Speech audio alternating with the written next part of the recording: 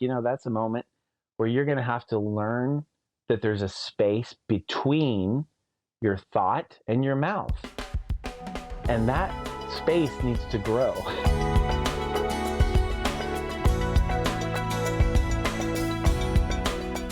You told me in the last episode on Monday that we were going to talk today about setting basic rules of engagement. And I'm a very practical, like I want the list. I want Okay. the very practical list of here's what to do. And I know there's no perfect formula for any family or any child, but it really does help to have some very practical wisdom and knowing, okay, when a conflict arises, here is some actions I can take to help prevent that. So how do you do this in your family? So yeah, I love lists too. And I'm going to give you a list today.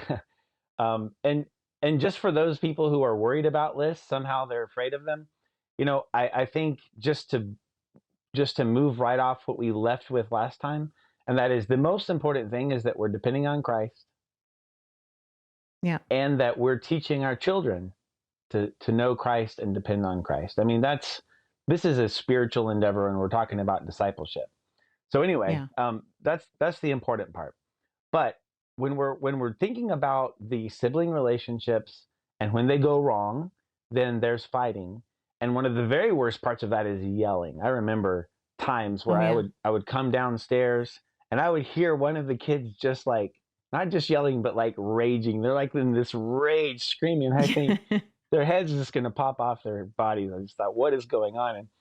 And the funny thing is, as soon as I walked in, he stopped immediately because he knew he was breaking the rules of engagement. I mean, and so he thought he was getting away with it before I walked in. So anyway, the most important thing, just to bring some peace to the house and to help them deal with each other, is to establish these 3 rules. 1 is no yelling.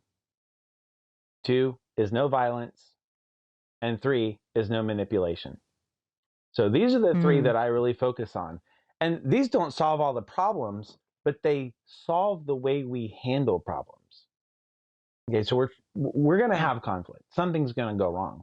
But the question is, how are we going to handle it? And how are we going to teach them to deal with each other? And how are we going to have a peaceful home? And so number 1 is no yelling. And by the way, I have to say right there, our home is very loud. I can imagine. We are a very loud family. We are laughing loud. We're talking loud. So I just want to say, I'm not talking about general volume, because we can be very happy loud. But what I mean is mad loud. Anger, yelling. Right, yeah. That's right. And so basically that's one thing, that if you have conflict and you're upset, yelling is a completely not allowed form of expressing that. Violence is interestingly similar in the sense that we have lots of wrestling and lots of physical stuff because we have 4 boys. Yeah.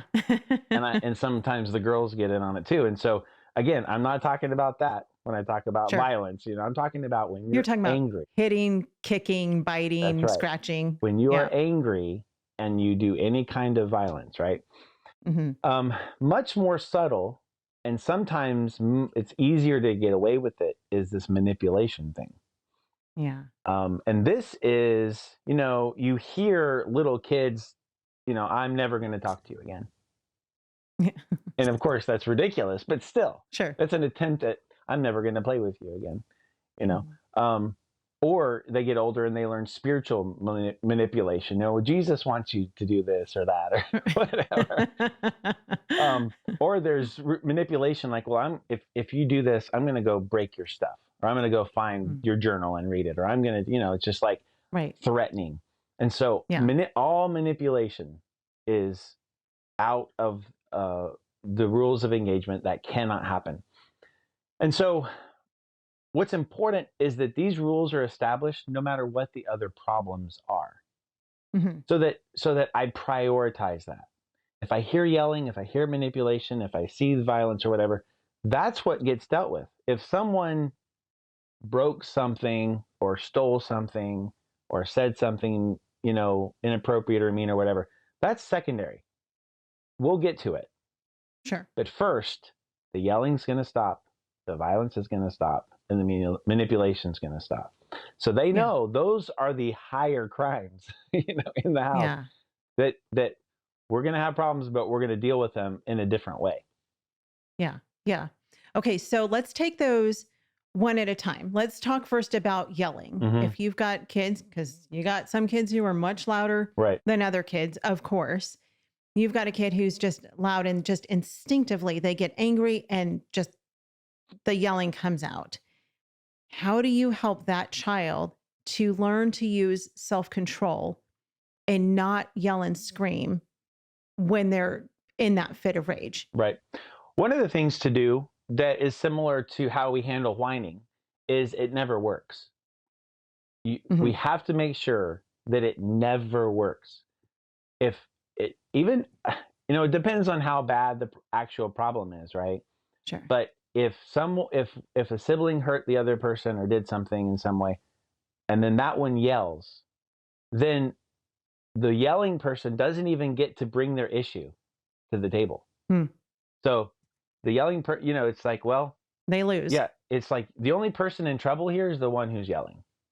Yeah. And so when they realize it never works, it's never going to accomplish it. It's just a very practical point of view.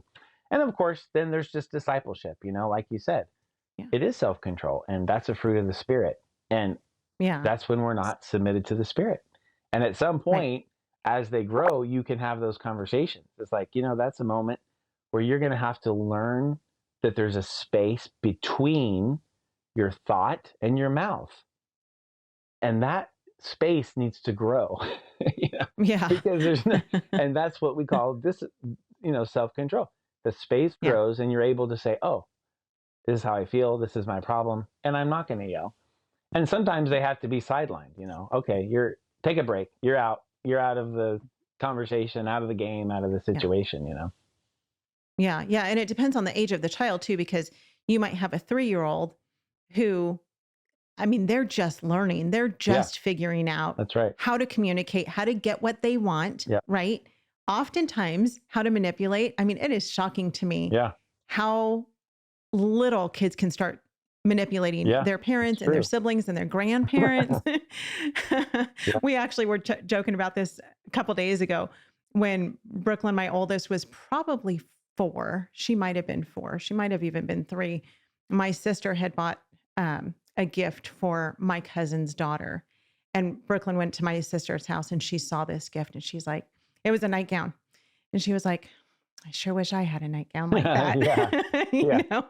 And of course, my sister, being the auntie that she is, who wants to make her niece happy, was like, oh, well, you can have this one, you know? And Brooklyn still says, I remember you were so upset with me because I manipulated my way into getting it. She said, I knew what I was doing. And I said, absolutely, you did. So, horrible. They're smart. Kids are so smart. But it's that funny age when they're that toddler age growing into, kids, where they're smart enough to know how to do it, but not quite smart enough to know how to have that self-control. So that's right. That can be tough. And that's where the tantrums come in too. That's a hard age, for a lot of kids. So absolutely. But that is a really smart way to deal with yelling. I had not ever thought about doing it that way. Homeschool Insights is sponsored by CTC Math. If you're looking for a great online math program, visit ctcmath.com and try it for free. For more great homeschool inspiration and resources, listen to the Schoolhouse Rocked podcast every Monday, Wednesday, and Thursday.